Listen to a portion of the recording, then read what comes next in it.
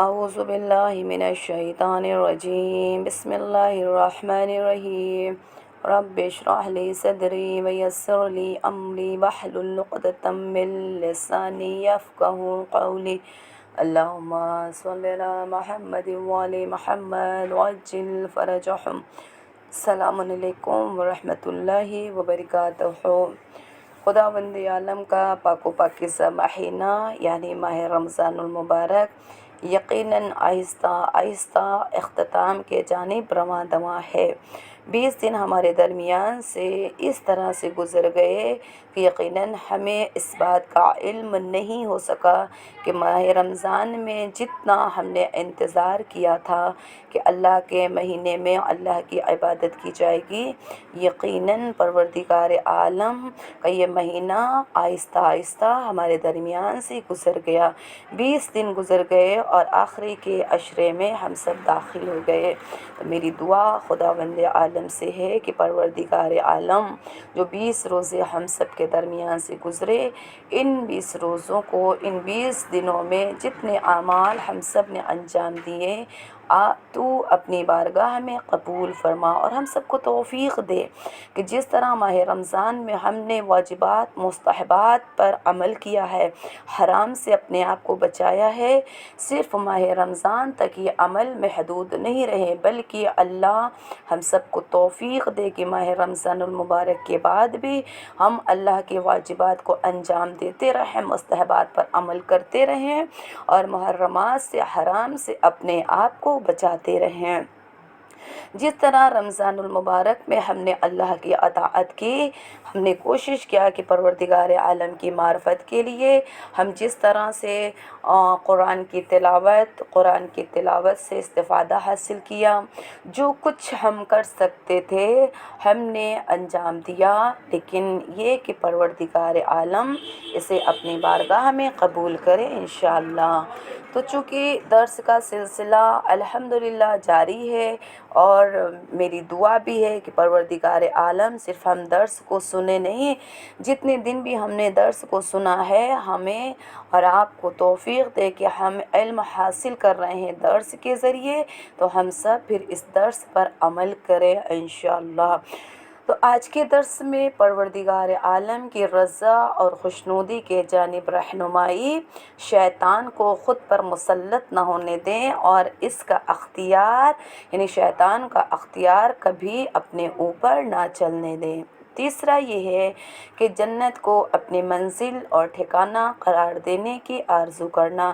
کوشش کرتے ہیں انشاءاللہ کہ ان تین ٹاپک پر مختصر سی گفتگو کریں اور اللہ کی رضا کے لیے، اللہ کی رضا کیا ہے، پروردگار عالم کی مرضی سے مراد کیا ہے، جو ہم اللہ کی بارگاہ میں التجا کر رہے ہیں کہ خدایا تو مجھے اس چیز اور اس امر کی نشاندہی اور رہنمائی فرما جس میں تیری رضا اور خوشنودی پوشیدہ ہے یعنی چھپی ہوئی ہے۔ اللہ کی رضا اور خوشنودی ایک مومن کی زندگی کے لیے معیار اور مومن کی سب سے بڑی کامیابی رضائے الہی کا حاصل کرنا ہے، یعنی مومن کی سب سے بڑی کامیابی کیا ہے؟ پروردگار عالم کی رضا کا حاصل کرنا۔ مومنین جنت اور اس کے باغات کے ذکر کے ساتھ ساتھ رضا معبود کا بھی ذکر کرے۔ رضا الہی کو سب سے بڑی کامیابی قرار دیا گیا ہے، جیسا کہ خود خالق کائنات قرآن کریم میں کچھ اس طرح ارشاد فرما رہا ہے، بسم اللہ الرحمن الرحیم، وَرِضْوَانٌ مِّنَ اللَّهِ أَكْبَرُ ذَلِكَ هُوَ الْفَوْزُ الْعَظِيمُ، اور اللہ کی رضا اور خوشنودی سب سے بڑی ہے اور یہی سب سے بڑی کامیابی ہے۔ لیکن سوال یہ پیدا ہوتا ہے کہ اللہ کی رضا کس چیز میں ہے؟ وہ کون سی چیز ہے جو رضائے الہی کا سبب ہے؟ یعنی یہ عمل اگر انجام دیا جائے تو اللہ کی رضا ہمیں حاصل ہو جائے گی۔ اعمال تو یقیناً مختصر سے میں بیان کروں گی، لیکن یہ اتنے امپورٹنٹس ہیں کہ آپ انہیں اپنی زندگی میں فالو کرنے کی کوشش کریں انشاءاللہ۔ تو رضائے پروردگار عالم حاصل کرنے کے لیے سب سے پہلا جو ہمیں درس ملتا ہے وہ ہے ایمان اور عمل صالح، اطاعت پروردگار عالم۔ تقوی پرہیزگاری، رضائے اہل بیت علیہم السلام، راہ خدا میں انفاق، ایثار، قربانی، جہاد، شہادت، صدقہ، صفا مروہ، امر بالمعروف، نہی عن المنکر، ماں باپ کی رضا۔ اس کے علاوہ بھی اور امور ہے جن کے انجام دینے سے پروردگار عالم کی رضا کو حاصل کیا جا سکتا ہے۔ اب میں اگر مختصر سے آپ کو سمجھانے کی کوشش کروں تو صاحبان ایمان اور عمل صالح، اب ایسا تو نہیں ہے کہ کوئی صاحب ایمان ہو اور وہ عمل صالح انجام نہ دیتا ہو، یا پھر اطاعت پروردگار، اگر ہم صاحب ایمان ہیں تو پھر ہم پر لازم ہے کہ ہم اپنے معبود برحق کی اطاعت گزار ہوں، تقوی پرہیزگاری کرے، تقوی اختیار کرے، گناہوں سے اپنے آپ کو بچائیں۔ پھر ہے رضائے اہل بیت علیہم السلام، یعنی مرضی اہل بیت علیہم السلام رضائے پروردگار عالم کے ساتھ شامل ہے۔ کوشش کریں کہ اہل بیت علیہم السلام کے بتائے ہوئے راستے پر عمل کر سکیں انشاءاللہ۔ پھر تیسری چیز یہ ہے کہ راہ خدا میں انفاق، یعنی اس کے بعد ہے کہ ایثار اور قربانی کرنا۔ اب یہاں پر انفاق یعنی اگر ہم چاہیں کہ اللہ کی رضا کے لیے کسی کے کاروبار میں ہم پیسہ دے دیں، یا پھر کوئی غریب ہے اس کی مدد کر دیں، یا کوئی غریب کی بیٹی ہے جس کی شادی نہیں ہو رہی، کیونکہ آج کا زمانہ تو ایسا ہے کہ یقیناً بڑا مشکل کام ہے بیٹی کو رخصت کرنا، تو اگر کوئی بندہ خدا فقط راہ خدا میں انفاق کرے تو یقیناً یہ کام کیا ہے، اللہ تعالیٰ کی بارگاہ میں قابل قبول ہے۔ پھر ہے قربانی۔ اب جو قربانی کی جاتی ہے تو ہمارے ذہن میں بکرے کی قربانی ذہن میں فوراً آ جاتی ہے کہ بکرے کو قربان کرنا۔ در حقیقت اگر قربانی دیکھی جائے تو انسان اپنی خواہشات، اپنے حسد، اپنے گناہ کی قربانی دے، یعنی ہماری جو خواہشات ہے، خواہشات نفسانی، اگر یہ خواہش پروردگار عالم کی اطاعت کے لیے ہے کہ نہیں، میری خواہش یہ ہے کہ میں نماز شب پڑھوں، میں اللہ کے حج بیت اللہ کی زیارت کو جاؤں، میں 14 معصومین کی زیارت کو جاؤں، تو بے شک یہ عمل کیا ہے، یہ یقیناً عبادت ہے۔ لیکن اگر یہ کہ ہمیں قربانی سے مراد یہ ہے کہ ہم اپنی خواہشات کو قربان کریں، ہر وہ خواہشات جو پروردگار عالم کی رضا کے مد مقابل کھڑا ہو رہا ہے، ہر وہ خواہش کو قربان کرتے ہیں، یقیناً یہ قربانی سب سے بڑی قربانی ہوگی، حسد کو قربان کر دے۔ مشکل ہے لیکن ناممکن نہیں ہے کہ ہم حسد کو قربان کر دیں فقط پروردگار عالم کے لیے، کیونکہ حسد ایک سب سے بڑی اور بری بیماری ہے۔ اگر خدا نخواستہ کسی کے دل میں یہ آ جائے تو نیک اعمال کو ایسے جلا کے راکھ کر دیتی ہے جیسے آگ لکڑی کو جلا کر راکھ کر دیتی ہے۔ پھر ہے شہادت دینا، پھر ہے صدقہ، پھر ہے صفا اور مروہ، یعنی یہ وہ حج بیت اللہ کے درمیان جو صحیح کی جاتی ہے، صفا مروہ میں جو دوڑ لگائی جاتی ہے۔ پھر امر بالمعروف، نیکی کی ہدایت کرنا، نیکی کا حکم دینا، نہی عن المنکر، برائی سے روکنا، برائی سے بچنا۔ اب ایسا نہ ہو کہ بس ہم حکم دیتے جائیں کہ نہیں آپ نیک کریے، نیک کریے، نیک اعمال انجام دیجیے، خود ہماری زندگی میں نیکی نام کا کوئی چیز ہی نہیں ہے۔ ہم لوگوں سے کہیں کہ آپ برائی سے بچیے اور وہ تمام برائیاں ہمارے اندر موجود ہو، نہیں، جو ہم زبان سے کہیں وہ ہم اپنے کردار سے پروف کریں، ٹھیک ہے۔ پھر ہے ماں باپ کی رضا حاصل کرنا، یقیناً یہ کام آج کے زمانے میں یہ نہیں کہتی کہ ناممکن ہے، اگر آپ یقیناً رضا والدین اگر آپ کے پاس آ جائے، ماں باپ راضی ہو جائیں، تو یقین جانیے کہ پروردگار عالم کی رضا اسی کے پاس ملے گی۔ یاد رہے ایسا نہیں ہے کہ ان میں سے اگر ہم ایک کو اپنا مستقل طور پر انجام دینے لگیں، مثلا ہم ایک بات پکڑ لیں کہ ہمیں امر بالمعروف کرنا ہے، اس کے علاوہ کوئی عمل نہیں کرنا، نہ روزہ رکھنا، نہ نماز پڑھنا، نہ حج کرنا، نہ زکوٰۃ دینا، نہ کوئی قربانی دینا، نہ شہادت دینا، نہ تقوی، نہ پرہیزگاری، بس ایک کام کرنا ہے، اسی سے ہمیں رضا پروردگار مل جائے گا۔ تو عزیزان محترم، ایسا بالکل نہیں ہونے والا ہے، آپ کو تمام اعمال کو انجام دینے ہوں گے۔ اب یہاں پر جیسے ایک چھوٹی سی مثال سے میں اپنی بات واضح کر کے درس کو آگے بڑھاؤں۔ اگر کوئی پوری عمر اللہ کی ظاہری عبادت کرتا رہے مگر اہل بیت علیہ السلام سے محبت و رضا حاصل نہ ہو تو انسان کبھی بھی اللہ کی رضا کا حقدار نہیں بن سکتا ہے۔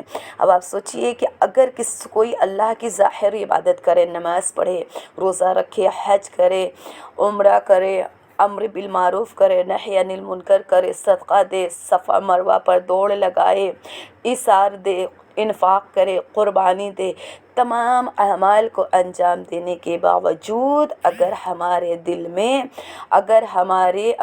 میں اہل بیت علیہ السلام کی محبت نہ ہوئی تو وہ اللہ کی رضا کا حقدار ہم کبھی نہیں بن سکتے۔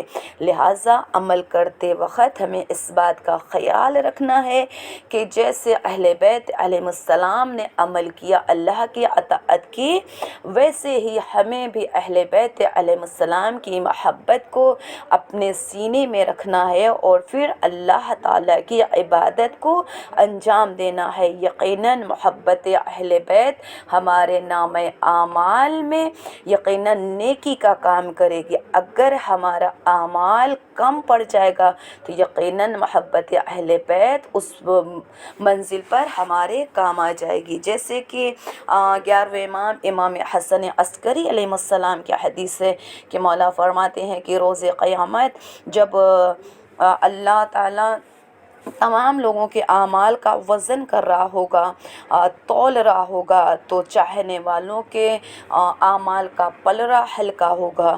تب چاہنے والے جو دنیا میں اہل بیت علیہ السلام سے محبت کرتے ہیں، جو امام علی علیہ السلام کے عاشق ہیں، جو مولا علی علیہ السلام سے محبت کرتے ہیں، اگر ان کی یہ عادت ہے کہ ہم دنیا میں اگر کسی مشکل میں پڑ گئے تو ہماری عادت کیا ہے کہ زبان پر فوراً یا علی آ جاتا ہے۔ 11ویں امام فرماتے ہیں کہ جب روز قیامت پروردگار عالم لوگوں کے اعمال کو وزن کر رہا ہوگا، تول رہا ہوگا، چاہنے والوں کے وزن کا پلڑا ہلکا ہوگا، تو خالق کائنات پھر آواز دے گا کہ یا علی، یہ آپ کے چاہنے والے، یہ اہل بیت کے ماننے والے ہیں اور ان کے اعمال کا پلڑا اتنا ہلکا ہے۔ تو 11ویں امام حسن عسکری علیہ السلام فرماتے ہیں کہ پھر وہ رات جسے ہم شب ہجرت کہتے ہیں، وہ رات جب امام علی اللہ کی رضا کے لیے بستر رسول پر سوئے، اس رات سونا جو کہ اہل بیت علیہ السلام میں لیلۃ المیت کہلاتا ہے، اس رات سونا علی کی ایک سانس کو پروردگار عالم یعنی پوری رات امام علی نے کتنی سانس لی مجھے اندازہ نہیں ہے، میں اندازہ نہیں لگا سکتی، لیکن ایک سانس کو خداوند عالم حکم دے گا، یعنی امام علی علیہ السلام حکم دیں گے کہ جو میں شب لیلۃ المیت میں سویا، اس رات جتنی سانس میں نے لی سوتے وقت ان میں سے ایک سانس کو اٹھاؤ اور میرے چاہنے والے کے پلڑے میں لے جا کر کے رکھ دو۔ یقیناً اگر ہمارے تمام اعمال ہونے کے باوجود اگر ہمارا پلڑا ہلکا رہا تو امام علی کی اس رات کی ایک سانس ہمارے پلڑے کو بھاری کر دے گی۔ اسی لیے اہل بیت کی محبت کو اپنے سینے میں سجا کر کے رکھے، یقیناً یہ دنیا میں بھی کام آتی ہے اور یہ آخرت میں بھی کام آئے گی۔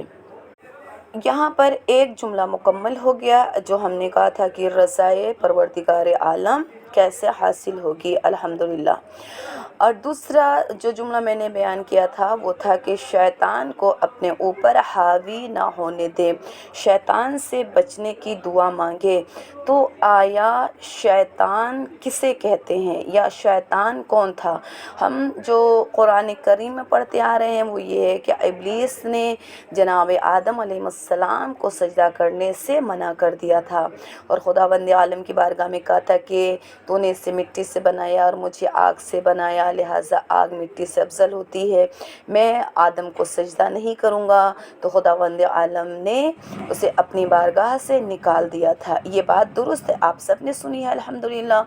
لیکن اگر میں اس جگہ پر پروردگار عالم کی انہی حدیث سے، اسی آیت سے لے کر کے اور بات کو واضح کرنے کی کوشش کروں کہ ہر چیز جو انسان کو حق سے اور رحمت خدا سے دور کرے وہ شیطان ہے۔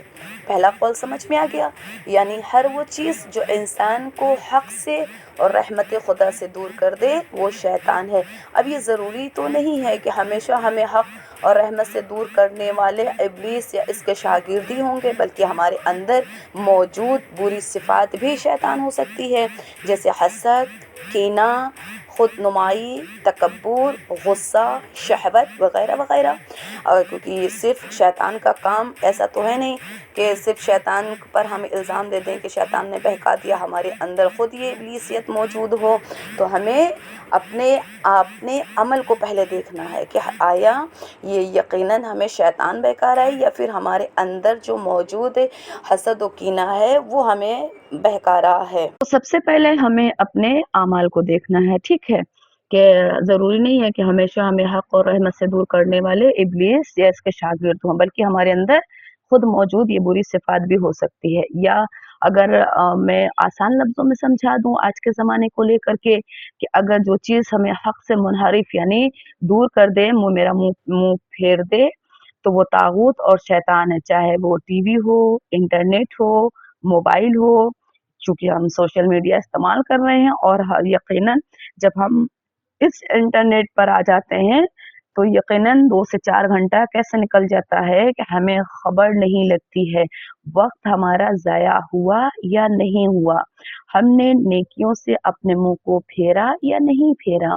تو یقیناً قرآن کریم میں بھی اللہ نے جہاں پر لفظ شیطان بیان کیا ہے نا، تو یہ شیطان شیاطین کی جمع کی صورت میں ہے۔ صرف اللہ نے ایک بار شیطان نہیں کہا، شیاطین یعنی انسان کا کھلا دشمن ہے۔ شیطان کون ہے؟ انسان کا کھلا دشمن ہے۔ اور ایک مقام پر اللہ نے نہیں بیان فرمایا، کئی جگہ پر اللہ نے بیان فرمایا ہے قرآن کریم میں، کی جیسے ایک آیت کا حوالہ میں دے دوں تاکہ بات سمجھ میں آ جائے۔ بسم اللہ الرحمن الرحیم، کہ انہ لکم عدو مبین، شیطان تمہارا کھلا دشمن ہے۔ تو کیا ہم یقیناً اپنے اس کھلے دشمن سے پناہ مانگ رہے ہیں یا ہم بچنے کی کوشش کر رہے ہیں، جس کے لیے خدا نے کہا کہ یہ تمہارا کھلا دشمن ہے، یہ تمہیں بہکائے گا؟ تو کیا ہم اس سے بہکنے کے لیے کوئی ایسا عمل کر رہے ہیں کہ جس سے ہمیں شیطان بہکا نہ سکے؟ یقیناً اگر ماہ رمضان میں ہم کوشش کریں، جس طرح ماہ رمضان میں ہم شیطان کے چنگل سے اپنے آپ کو آزاد محسوس کرتے ہیں، عام مہینوں میں ہم شیطان کے وسوسے میں کیوں آ جاتے ہیں؟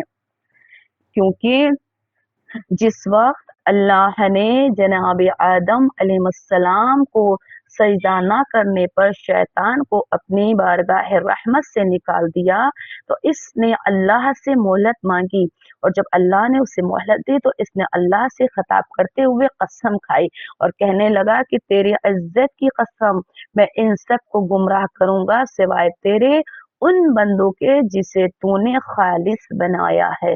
یقیناً شیطان کا بہکانے کا جو اثر ہے نا وہ سب پر ہوگا سوائے ان پر جو اللہ کے مخلص بندے ہوں گے، جو خالص ہوں گے۔ تو اس سے اگر ہم بات واضح کرنا چاہیں کہ شیطان کا اختیار صالح اور مخلص بندوں پر نہیں چل سکتا، تو ہمیں خداوند عالم سے دعا کرنی ہے کہ ہمیں اللہ نیک صالح بنائے اور شیطان کے وسوسے سے ہماری حفاظت کرے۔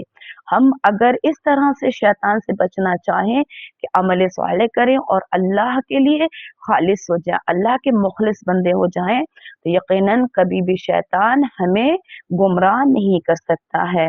اب یہاں پر ایک بات اور واضح کر دوں کہ کیا شیطان ہمیں آ کر کے فوراً بہکا دیتا ہے؟ نہیں، شیطان آ کر کے ڈائریکٹ نہیں بہکاتا ہے، بلکہ شیطان ان اعمال کو یعنی برے کاموں کو انسان کی نگاہ میں خوشنما بنا دیتا ہے اور اس کی طرف انہیں راہ راست سے روک دیتا ہے۔ اور شیطان کا مقصد اور ہدف کیا ہوتا ہے؟ وہ آ کر کے ڈائریکٹلی نہیں، جتنے گناہ اس دنیا میں ہے، اگر ہم دیکھیں شیطان کا مقصد کیا ہے؟ اللہ کی راہ سے انسان کو منحرف کر دینا، پھیر دینا، نہ ہم نیک عمل کر سکے، نہ ہم عمل صالح کر سکے، نہ ہم متقی بن سکے، نہ ہم پرہیزگاری کر سکے۔ وہ تو بس آ کر کے صراط پر بیٹھ گیا ہے کہ کسی طرح اللہ کے بندوں کو بہکا سکے، اسی لیے وہ گناہ کو کبھی خوبصورت سجا کر کے پیش کرتا ہے۔ اور کس طرح سے پیش کرتا ہے؟ بس ایک بات تو واضح کر دوں، اس طرح سے پیش کرتا ہے کہ لوگ ہمیشہ برے اعمال میں پڑے رہیں اور کبھی رائے حق کی شناخت نہ کر سکے، اس لیے شیطان ان کی نگاہ میں برے اعمال کو سجا کر پیش کرتا ہے۔ ضرورت اس بات کی ہے کہ انسان اللہ سے بصیرت کی دعائیں مانگے اور حقائق کو دیکھنے کی کوشش کریں۔ یہ اس وقت تک ناممکن ہے جب تک انسان کو شیطان اور اس کے ہتھ کنڈوں کی شناخت نہ ہو جائے۔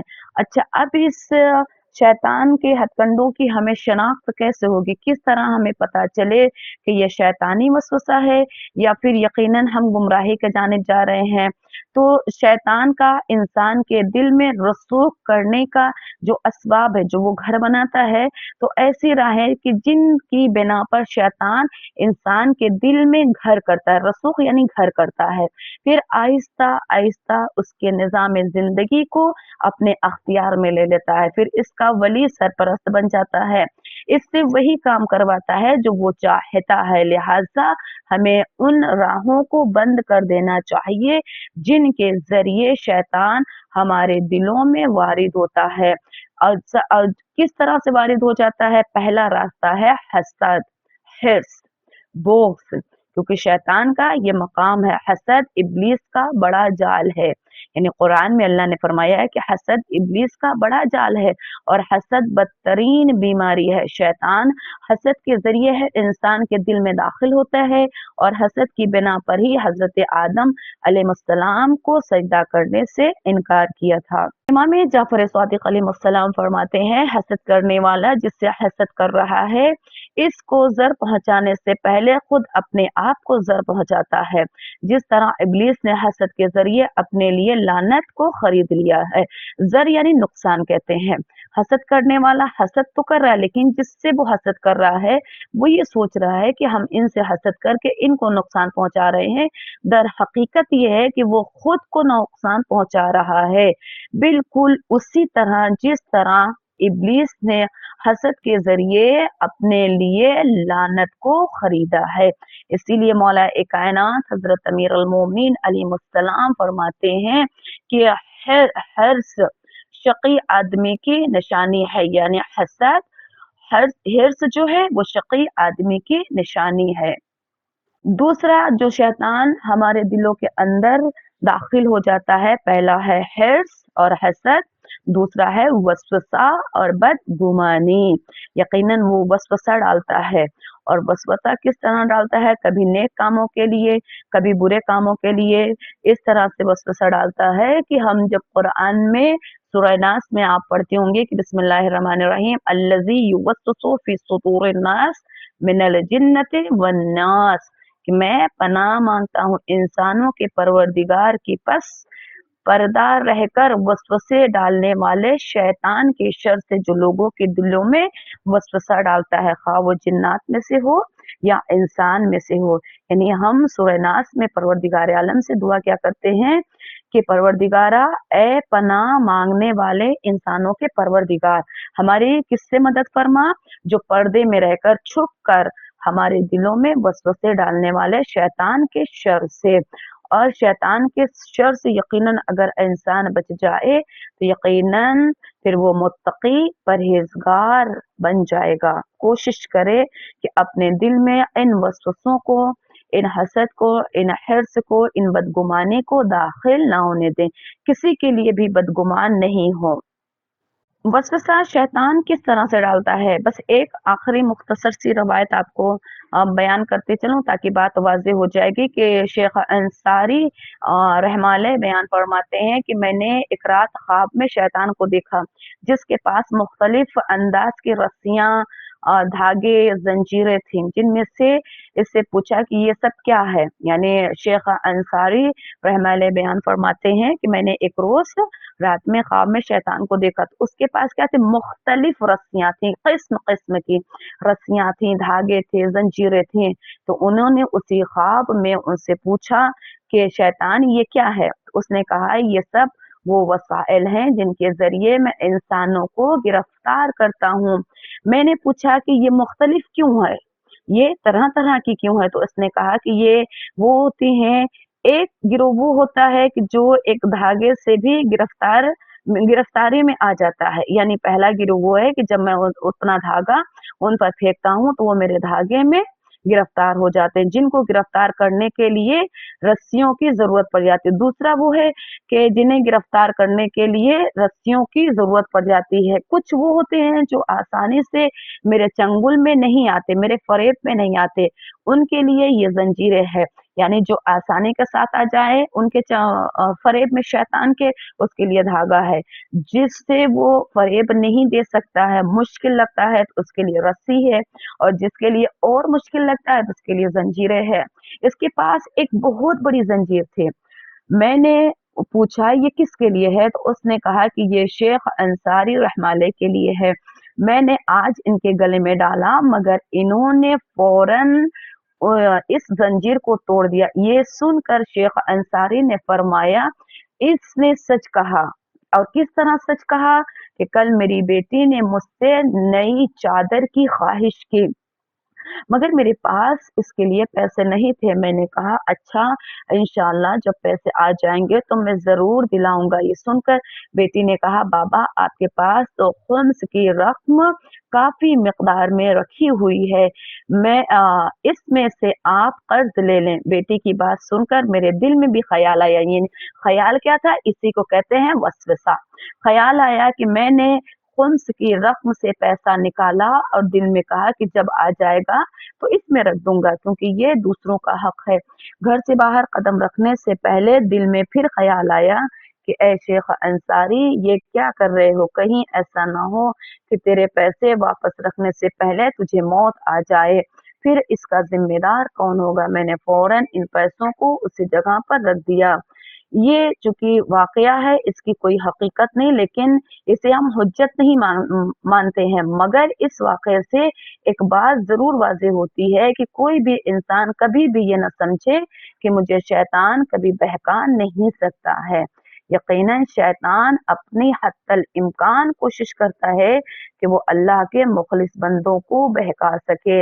یہاں پر میں اپنے درس کو اختتام کرتی ہوں، اور جو ہم نے آخری بات تھی کہ جنت کے طلبگاری کی، وہ انشاءاللہ کر کے کل کے درس میں بیان کروں گی۔ اور آپ لوگ اپنی دعا میں مجھے بھی یاد رکھیے گا۔ خداوند عالم سے دعا ہے کہ پروردگار عالم ہم سب کو شیطان کے وسوسوں سے محفوظ رکھے، اور ہم سب کی عبادت کو اللہ تعالیٰ اپنی بارگاہ میں قبول فرمائے۔